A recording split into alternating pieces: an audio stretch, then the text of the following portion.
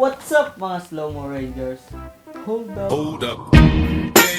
So for today's video guys, nagpadala sa atin ang Coco Kicks ng mga sapatos. So sa mga hindi alam, ang Coco Kicks ay nagtitinda ng mga sneakers na affordable. So i-visit nyo na lang yung website nila na cocokicks.vip. So doon makakita kayo ng iba't ibang sapatos. So tignan natin yung mga pinadala nila.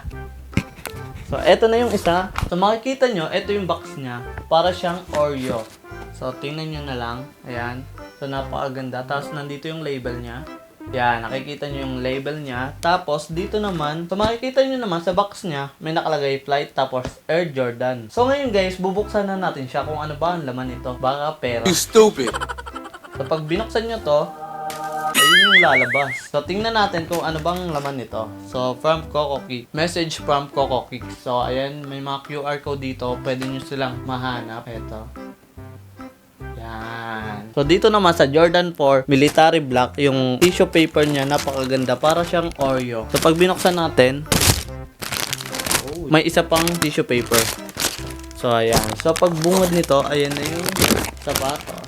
So tingnan na natin tong pair na to. So guys, eto na. Moment of truth. Ayan. So pag kuha natin, ayan, may nakalagay agad stock X. Ito yung isang pair. Ganda po ng pagka-lace nila, guys. So, eto, wait lang. Kunin natin yung isa. May bago. So, guys, eto na. Yung military black. Ayan. So, makikita nyo naman yung quality. Ang ganda. Ito yung Japan logo. Tapos, napakaganda pa, may stock X. So, ayan.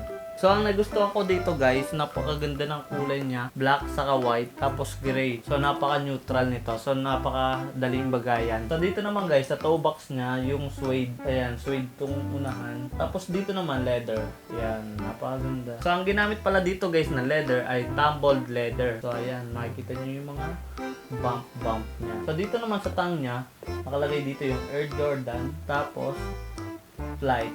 Ayan.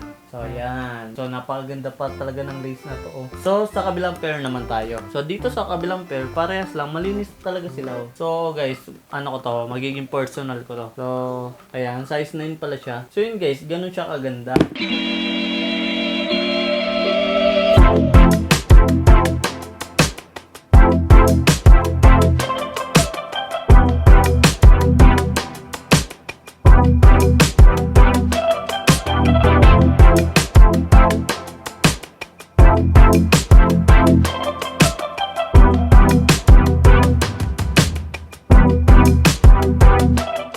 So, ano sa tingin nyo? Top or drop? So guys, kung gusto nyo bumili, yung link nito nasa description at nasa comment section. So, doon naman tayo sa isa. So, dito naman tayo sa isang pair. So, eto guys, napakaganda nito kasi hype shoes to nung 2019. Hanggang ngayon naman, so napakataas ng presyo nito. So guys, UA per lang pala to. So, yung mga walang budget, so yung hindi kayang bilhin muna yung mga hype shoes na, alam ko kasi 100 plus to 100k plus. So, eto, UA per. So, mas mura to sa Coco Kicks. So, check nyo na lang sa website nila. So guys, eto nga pala yung back. So, may nakalagay dito na size 9, tapos 10 euro. 42.5.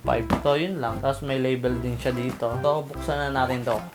So, paglabas nyo, ayan. Kita ba? Makikita kayo ng 4 na laces. So, merong black, merong white, merong mocha, merong red. So, ito yung mga extra laces niya. So, tabi na natin yan. So, ito yung tissue paper niya na Travis Scott, Jordan, tapos Nike.